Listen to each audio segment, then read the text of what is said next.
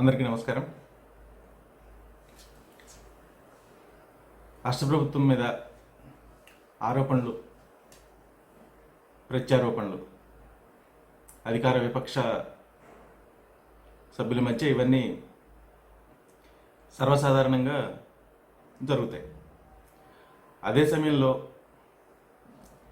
విపక్షాల అవినీతి ఆరోపణలకు, వాళ్ళు చేసే అవినీతి ఆరోపణలకు సాధ్యమైనంత మేర సమాధానం ఇచ్చే ప్రయత్నం కూడా అధికార పక్షం చేస్తూ ఉంటుంది. కానీ ఇక్కడ ఆంధ్రప్రదేశ్లో మాత్రం విపక్షాలు చేసే ఆరోపణలకు మళ్ళీ తిరిగి విమర్శకు విమర్శతోనే సమాధానం చెప్తారు తప్ప, లేదు మీరు ఈ విమర్శ చేశారు, ఈ ఆరోపణ చేశారు, ఇది వాస్తవం, మీరు చెప్పినట్టుగా జరగలేదని సమాధానం మాత్రం ఇక్కడ దొరికే పరిస్థితి లేదు. ఆ క్రమంలోనే అలాంటిదే ఒక ఆరోపణ. అంటే పోయిన నెలలో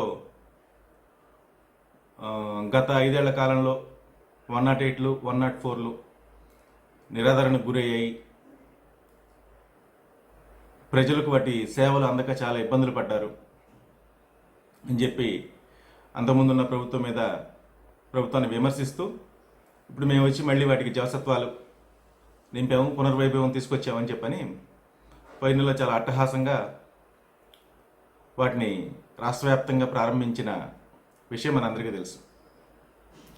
అప్పుడు అదే సమయంలో విపక్షం ఆరోపణలు చేసింది. దీనిలో ఈ 108, 104ల వ్యవహారంలో దాదాపుగా 300 కోట్లకు పైన అవినీతి జరిగింది అని చెప్పి ఆరోపణ చేసింది.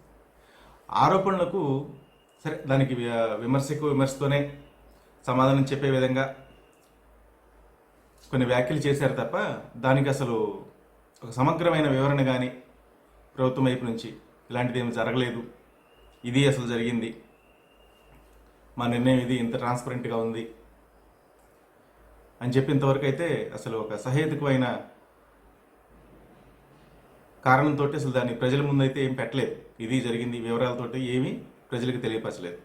అసలు మొత్తం ఏం జరిగింది 108ల విషయంలో ఒక్కసారి చూద్దాం. ఇది 2016కి ముందు, అంటే ఇది రాజశేఖర రెడ్డి గారు హయాంలో ప్రవేశపెట్టారు. అప్పుడు సత్యం వాళ్ళు స్టార్టింగ్ దీన్ని నిర్వహించారు. ఆ తర్వాత 2016కి ముందు, ఆయన మరణానంతరం రకరకాల జరిగిన పరిణామాల్లో 2016కు ముందు జీవీకే ఈఎంఆర్ సంస్థ అంబులెన్స్లు నిర్వహిస్తూ ఉండేది.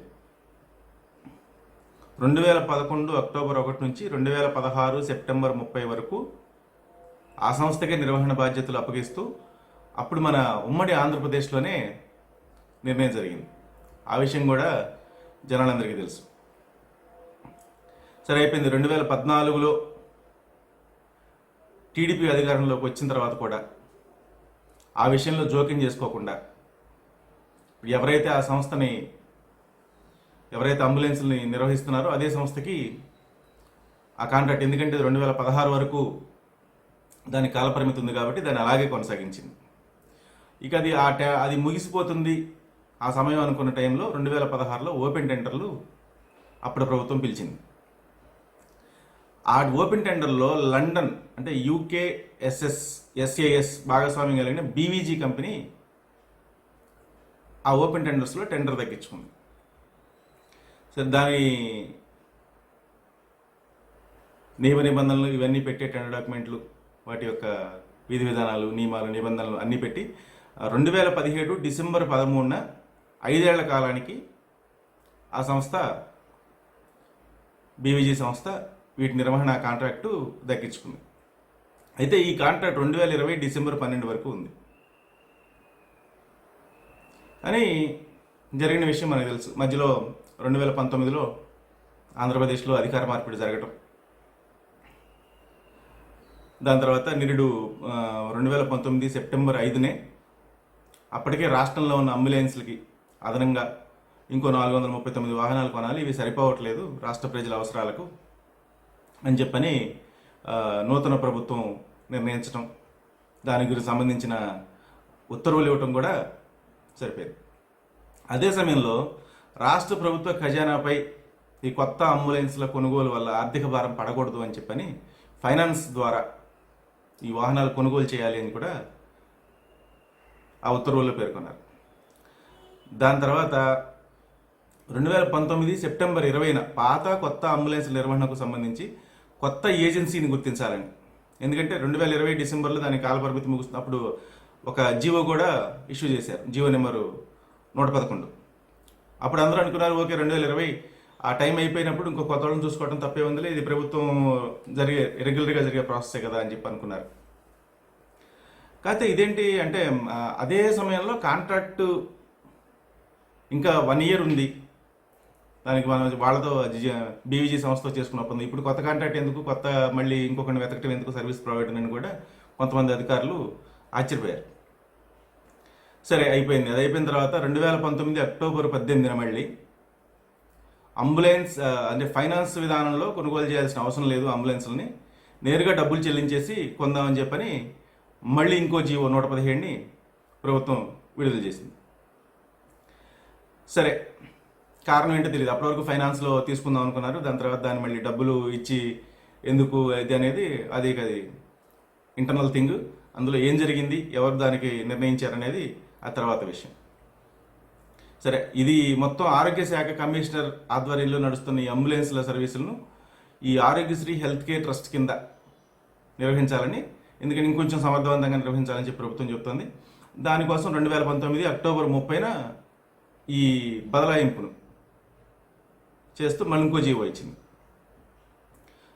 సరే అప్పుడు ఆరోగ్యశ్రీ ట్రస్ట్కి ఇంకొక నూతన వ్యక్తిని సీఈఓగా నియమించింది. తర్వాత ఆయన్నే నెల రోజుల్లోనే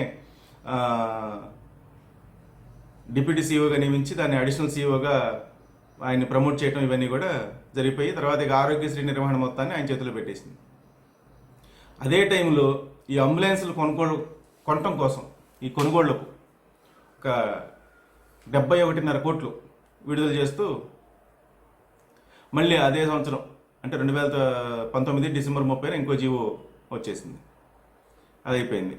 తర్వాత ఇంతకుముందే మనం చెప్పుకున్నట్టుగా ఈ 2020 డిసెంబర్ వరకు కాలపరిమితి ఉన్న బీవీజీ సంస్థని వాళ్ళతో ఒప్పందం ఉండగానే దాన్ని రద్దు చేసి కొత్త అంబులెన్స్కి 1,78,000, పాత అంబులెన్స్కి 2,21,000 చొప్పున నిర్వహణ ఖర్చులు చెల్లించే విధంగా ఈ ఏడాది ఫిబ్రవరి 11వ తారీఖున మళ్ళీ ఇంకో జీవో 116 మళ్ళీ విడుదల చేశారు.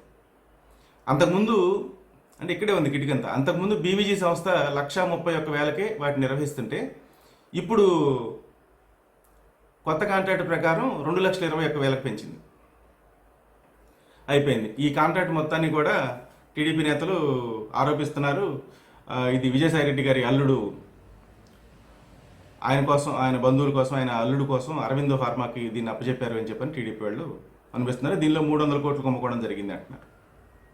వెంటనే వైసీపీ వర్గాలు ఏమంటే అసలు అది కొనుగోలు చేసిందే, మొత్తం విడుదల చేసిందే 71 కోట్లు అయితే దానికి 300 కోట్లు అవినీతి జరగడం ఏంటి, అసలు ఇది మీ అమాయకత్వానికి, మీ తెంపరతనానికి నిదర్శనం, ఇది అడ్డగోలు విమర్శలు చేయడంలో మీ తర్వాత అని చెప్పని విమర్శకు ప్రతి విమర్శతో సమాధానం చెప్పారు. అయితే అసలు ఇక్కడ విషయం ఏంటంటే ఇక్కడ 71 కోట్లు రిలీజ్ చేస్తే 300 కోట్లు అవినీతి జరుగుతుందని చెప్పి అంటున్నారు, కానీ అసలు విషయాన్ని మర్చిపోయారు. ఎందుకంటే ఇంతకుముందు నిర్వహణ ఖర్చుకి ఇచ్చేది 1,31,000, ఇప్పుడు ఇస్తుంది 2,21,000. అంటే వ్యత్యాసం ఎంత ఉందండి? ఒక్కో అంబులెన్స్కి 70,000 ఉంది. రాష్ట్ర వ్యాప్తంగా ఉన్న అంబులెన్స్లన్నీ 750. అంటే మొత్తం ఎంత అవుతుంది? నెలకి 5 కోట్ల రూపాయలు అవుతుంది. నెలకు 5 కోట్లు, సంవత్సరానికి 60 కోట్లు, 5 ఏళ్లలో. ఇది టీడీపీ వాళ్ళు చెప్తున్న 300 కోట్ల స్కామ్ అని చెప్పని వాళ్ళు మేము ఈ విధంగా చెప్తున్నాము. ఇది అసలు కారణం, అసలు కుంభకోణం, అసలు గోల్మాల్ ఇక్కడ జరిగింది. దీన్ని గమనించకుండా కేవలం మేము 71 కోట్లు పెట్టుకుంటే 300 కోట్లు అని చెప్పి అంటున్నారు. వీళ్ళు మూర్ఖుల్లా ఉన్నారు, విమర్శించడమే పనిగా పెట్టుకున్నారని చెప్పని వాళ్ళు చెప్తున్నారు. ఇంతకుముందు కూడా ఇట్లనే కరోనా టెస్టింగ్ కిట్ల విషయంలో కూడా ఇంతే చెప్పారు. అంటే ఆ సంస్థకి మేము ఏదో టెక్నికల్గా ఒక పాయింట్ ఉంటుంది, ప్రతి టెండర్ డాక్యుమెంట్లు కూడా దాదాపుగా అన్నింటిలో ఉంటాయి. అంటే నువ్వు ఇదే వస్తువులు వేరే ఇంకెవరికన్నా తక్కువకి సప్లై చేస్తే అదే రేటు మేము ఇస్తామని చెప్పని అన్నింటిలోనే ఉంటుంది దాదాపుగా. అది దాన్ని అడ్డం పెట్టేసి ఇదిగో మేము ఆల్రెడీ దానిలో కూడా ఈ నిబంధన చేర్చాము కాబట్టి సో మన రాష్ట్రానికి ఎలాంటి నష్టం జరగదు అని చెప్పారు. కాకపోతే అప్పుడు మన రాష్ట్రానికి కరోనా టెస్టింగ్ కిట్లు సప్లై చేసిన మనమేం డైరెక్ట్గా నేరుగా దక్షిణ కొరియా నుంచి మనకు రాలేదు అవి. ఇక్కడి నుంచి ఇంకొక మధ్యలో ఏజెన్సీ సందూర్ అనే పేరు గల ఇంకొక ఏజెన్సీ దీన్ని సప్లై చేసింది. ఈ ఏజెన్సీ దేశంలో ఇంకెవరికి సప్లై చేయదండి మన రాష్ట్రానికి తప్ప. అంటే ఫస్ట్ నిర్ణయించిన ధరకే అవి సప్లై అవుతుంటాయి, అది ఎప్పటికీ మారదు ఆ ధర. కానీ అప్పుడు వచ్చిన ఆ వివాదాన్ని ఆ ఒక్క మాటతోటి ఆ క్లాజ్ ఇలా ఉంది అని చెప్పని పోగొట్టేశారు. కానీ ఇప్పటికైనా ప్రభుత్వం విమర్శకు విమర్శతోనే సమాధానం చెప్పకుండా విమర్శకు లేదు ఇది జరగలేదు, ఈ విధంగా మేము ట్రాన్స్పరెంట్గా ఉన్నాము, ఎందుకంటే ఇప్పుడున్న ప్రభుత్వం నినాదమే అవినీతి రహిత పారదర్శక పాలన మా విధానం మా నినాదం అని చెప్తున్నారు. కాబట్టి ఇప్పటికైనా ఆ దిశగా ఆరోపణలు చేస్తే అందులో ఏమీ జరగలేదు అని చెప్పి నిరూపించుకోండి, కానీ ఆరోపణకి మళ్ళీ ఇంకో ఆరోపణతోనే సమాధానం చెప్పే ప్రయత్నం చేయకూడదు అని చెప్పి ఇటు ప్రజలు కోరుకుంటున్నారు, అటు విపక్షాలు కూడా కోరుకుంటున్నాయి.